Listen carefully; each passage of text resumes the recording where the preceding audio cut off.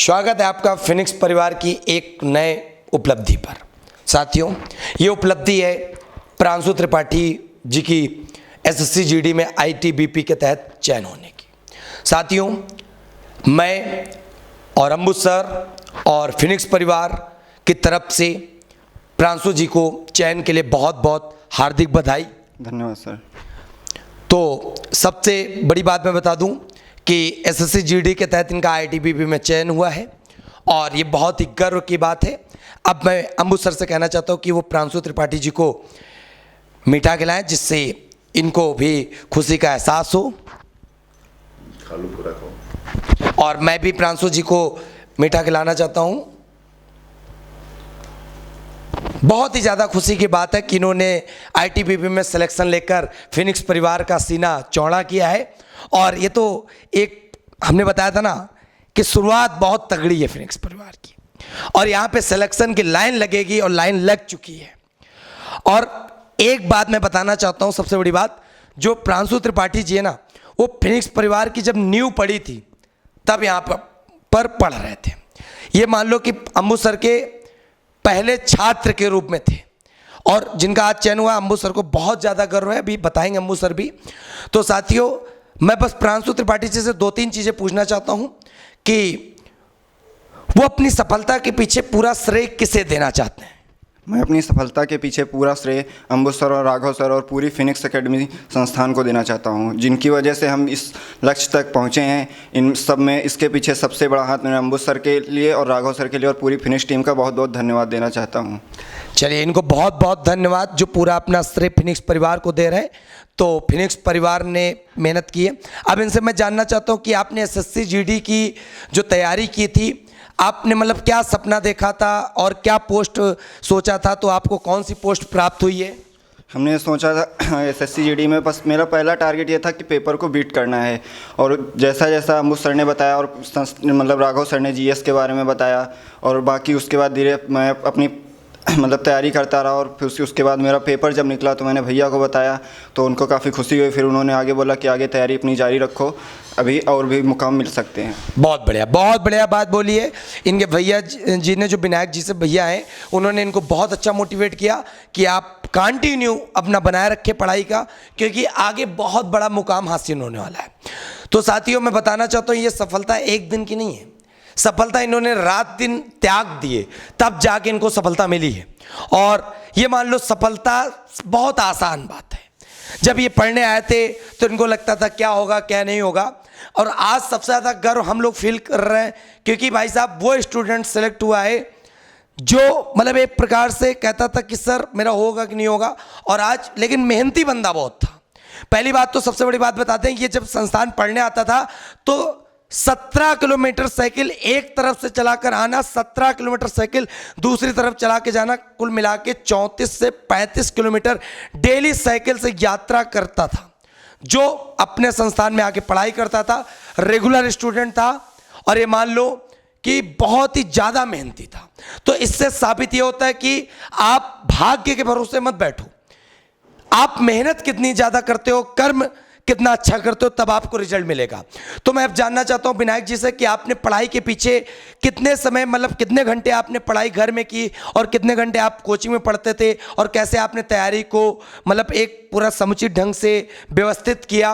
और सबसे बड़ी बात मैं बता दूं, अभी ये जाने वाले हैं 31 मार्च 2021 को मध्य प्रदेश के शिवपुरी में इनकी ट्रेनिंग होने वाली, 1 साल की पूरी ट्रेनिंग होगी। तो इनसे मैं जानना चाहता हूँ कितने घंटे घर में पढ़ाई करते थे? सर, मैं घंटे देख के नहीं पढ़ता था। जो मतलब कोचिंग से जितना काम दिया जाता था, जो सर बोलते थे वो देखता था। उसके बाद जो चैप्टर है, हमें ये देखते हैं कि चैप्टर को हमको कंप्लीट करना है, ना कि घंटे देखना है। एक चैप्टर वाइज जो चैप्टर हमने लिया उसको कंप्लीट करके छोड़ना है। धीरे धीरे आप खुद देखोगे अपने आप में इम्प्रूवमेंट होगा। बहुत बढ़िया बात इन्होंने बोली। घंटे पे इन्होंने कभी फोकस ही नहीं किया। इन्होंने फोकस किया क्या सब्जेक्ट आने वाले, जैसे एसएससी जीडी में मैथ, रीजनिंग, जीएस और हिंदी इंग्लिश ऑप्शनल आता है। तो मैं इनसे जानना चाहता हूँ, आपने हिंदी ली थी कि इंग्लिश ली थी? हमने हिंदी लिया। हिंदी, क्योंकि हिंदी में पूरी की पूरी स्कोरिंग की जा सकती है, ठीक है। और 4 सब्जेक्ट पे फोकस आप करते रहिए, आराम से सिलेक्शन है। अब मैं जानना चाहता हूँ अम्बु सर से कि वो कैसा फील कर रहे हैं कि उनके जो पहले छात्र हैं विनायक, उनका चयन एसएससी जीडी आईटीबीपी में हुआ, उनको क्या गर्व फील हो रहा है, जो खुद एक युवा विकास कल्याण अधिकारी के पद पर चयनित हुए हैं। सबसे पहले मैं बधाई देना चाहता हूं प्रांशु त्रिपाठी जी को कि बहुत बहुत बधाई, आप सिलेक्ट हो गए। देखो, सबसे पहले मुझे पहले से ही पता था, ये जब बच्चा पढ़ता था तो मुझे लगता था कि इसके अंदर डेडिकेशन जो है बहुत ही बेहतरीन डेडिकेशन है। जब भी कोई भी इनका बेसिक मैथ बहुत अच्छा था, ठीक है, तो बेसिक मैथ्स सही होने की वजह से हमने इनको पढ़ाना शुरू भी किया था, क्योंकि इनको ज़्यादा नहीं समझाना पड़ता था, बस थोड़ी सी चीज़ें बता दो तो ये अच्छे से कर ले जाते थे। तो यही इनकी लगन रही, हमारे साथ इन्होंने पूरी मैथ्स, और सबसे अच्छी बात है कि 25 में 25 क्वेश्चन इन्होंने मैथ्स में सही किया है, ठीक है। तो अपने आप में ये बहुत अच्छी चीज़ है कि इन्होंने 25 में 25 मैथ्स के क्वेश्चन पूरे सही किए, और मैथ्स का ही अगर पोर्शन इन्होंने सही किया है तो इनका एक हाई स्कोर बना और ये कट ऑफ के अंदर आ गए, ठीक है। तो ये सारी चीज़ें आपको भी देखना है कि एसएससी जीडी में जैसे आप कहते हैं कि कट ऑफ हाई जानी है, तो भैया कट ऑफ अगर हाई जानी है तो आप उसी तरीके से भी तैयारी करें। ये समझ लीजिए कि इनका जो पढ़ने का पूरा शेड्यूल था, ये पूरा 6 से 7 घंटे पढ़ते थे, एक्स्ट्रा मतलब कोचिंग को छोड़कर। जो हम लोग पढ़ाते थे तो वो तो पढ़ाते ही थे, उसके बाद ये पढ़ते थे। और जैसा कि सर ने बताया 17 किलोमीटर दूर से आना फिर जाना, बड़ी मेहनत। और ये मान लीजिए कि इनका इंटरव्यू इसलिए भी हम कर रहे हैं क्योंकि इनका एक ही एग्ज़ाम नहीं निकला है, इनके काफ़ी एग्ज़ाम निकले हुए हैं। और ये समझ लीजिए कि अभी जो ज्वाइनिंग आई है वो 31 मार्च की, वो ITBP की आई है, और जल्द से जल्द इनके जितने भी एग्ज़ाम निकले हैं वो सारे के सारे मैं इनके साथ ही लेकर आऊँगा, ठीक है। तो आप सोच रहे हैं ये इन्होंने 18 यानी 2 साल पहले से तैयारी की थी, जब हमारे पास 1 से 2 बच्चे हुआ करते थे, पढ़ते थे, उनको ही हम बहुत मेहनत से पढ़ाते थे, उनको ही सारी चीज़ें बताते थे कि कैसे क्या करना है। तो अब कहते हैं ना, वहाँ से शुरुआत हो चुकी है। जो 2018 से हम लोगों से जुड़े हुए थे, कहते हैं ना टाइम लगता है, ठीक है, क्योंकि यहाँ पर होता है कि सभी बच्चों को पीछा करना होता है, कंपटीशन की बात ही होती है कि सभी बच्चों को पीछा करना है, अपने आप को आगे लाना है, ठीक है। तो एसएससी जीडी लगता है बड़ा आसान सा एग्जाम है, लेकिन जब हम बैठते हैं एग्जाम में तब लगता है यार कट ऑफ तो बड़ी अच्छी है जानी है, और उसी हिसाब से हमको तैयारी करनी है, क्योंकि सभी बच्चे एसएससी जीडी में तैयारी कर रहे हैं, ठीक है। उसके बाद फिजिकल भी मेंटेन करना होता है। इनका फिजिकल तो ऐसे ही मेंटेन हो गया था, क्योंकि इतनी दूर से चलाकर साइकिल आना और साइकिल से जाना, ठीक है, बिल्कुल बेहतरीन इनका फिजिकल था। तो दोस्तों, अब इनको हम जरूर जल्दी से जल्दी और मिलवाएंगे कि इनके जो एग्जाम निकले हुए हैं, अभी नहीं बताना सही है, क्योंकि पूरा रिजल्ट जब तक नहीं आता है तब तक हम आपको नहीं बताएंगे, ठीक है। और ये समझ लीजिए अभी आने वाली वैकेंसी है, उसमें भी इनका बहुत ही अच्छा रिजल्ट रहेगा। तो अभी इनको ट्रेनिंग के लिए हम बेस्ट ऑफ लक कहना चाहते हैं। धन्यवाद, बहुत बहुत धन्यवाद। तो और यहाँ पर सबसे पहले एक चीज़ और समझ लीजिए, क्यों मैंने जैसा कि बताया है एसएससी जीडी की तैयारी ये करना स्टार्ट कर रहे थे 2018 से इन्होंने स्टार्ट किया था। अब जितने भी बच्चे आए हैं शुरुआत से, वो सारे के सारे अब यहाँ से चालू होता है दौर सिलेक्शन का, ठीक है। यहाँ से अभी मैं अगर बात करूँ कि 2 साल से हम लोग अगर जिन विद्यार्थियों को पढ़ा रहे हैं, अब वो सिलेक्ट होना स्टार्ट हो चुके हैं। इसका मतलब है आगे झड़ी लगने वाली है, आगे इस हिसाब से सिलेक्शन होंगे कि आपको लगेगा कि यार ऐसे कैसे है कि मतलब जितने लोग पढ़ रहे थे वो सारे के सारे सिलेक्ट हो रहे हैं। तो जैसा कि अभी राघव सर ने बताया, ये हमारा पहला विद्यार्थी था, और पहला विद्यार्थी मतलब ये होता था ना कि ये पढ़ने आए थे और इनको मैथ्स, इनका बेसिक बहुत अच्छा तैयार था, लेकिन उसके बाद कहते हैं ना कि समय कैसे परीक्षा में बचाया जाए, कैसे क्वेश्चन को थोड़ा सा और इजी बनाया जाए, वो सारी चीज़ें हमने इनको बहुत अच्छे से बताई।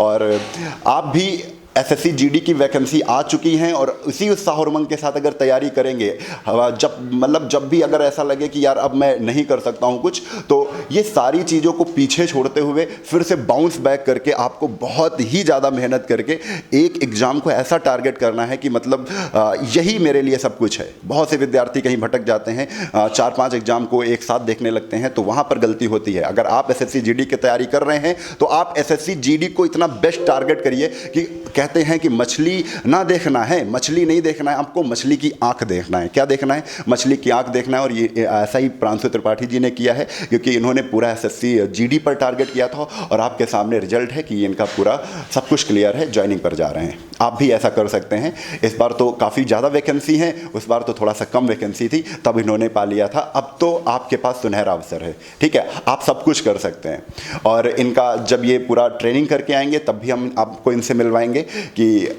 कैसे रहा पूरा सफ़र इनका, कैसे ट्रेनिंग हुई, क्या क्या होता है, क्योंकि आपको ये सब चीज़ें जानने का बड़ा दिलचस्प रहते हैं आप सभी, ठीक है। तो ये सारी चीज़ें हम बताएंगे। एक बार फिर से मैं बधाई देना चाहता हूँ प्रांशु त्रिपाठी जी को, बहुत बहुत बधाई। फिनिक्स परिवार, हमारी ओर से राघव राघव सर की ओर से बहुत बहुत बधाइयाँ। बहुत बहुत धन्यवाद आपके सर। मैं एक अंतिम लाइन बोलना चाहता हूं कि प्रांशु त्रिपाठी से मैं पूछना चाहता हूं, पूछना क्या चाहता हूं, एक प्रकार से इनसे सुझाव जानना चाहता हूं कि जो वैकेंसी SSC GD की 2021 में आई थी, तो इनकी जो तैयारी अभ्यर्थी कर रहे हैं, तो प्रांशु जी की क्या राय है, वो लोग किस हिसाब से मतलब सारे सब्जेक्ट को टैकल करें?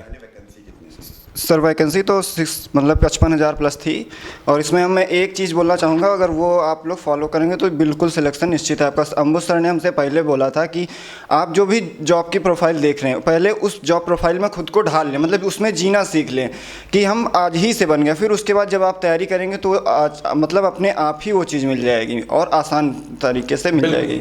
देखो सबसे बड़ी बात है, जिस चीज़ की आप तैयारी कर रहे हो, मैं हमेशा कहता हूं कि उस चीज़ को पहले आप समझ जाओ कि आप खुद मान लो कि वहां पर मैं पहुंच चुका हूं, बस वहां पे एक प्रकार से इमेजिन कर लिया, उसको रियल फॉर्म देना है। ठीक है, तो साथियों मैं इनसे बस इतना जानना चाहता हूं कि जैसे आपके लिए यूट्यूब चैनल कितना उपयोगी रहा फिनिक्स एकेडमी का, और ऑफलाइन संस्थान किस प्रकार से आपके लिए उपयोगी रहा?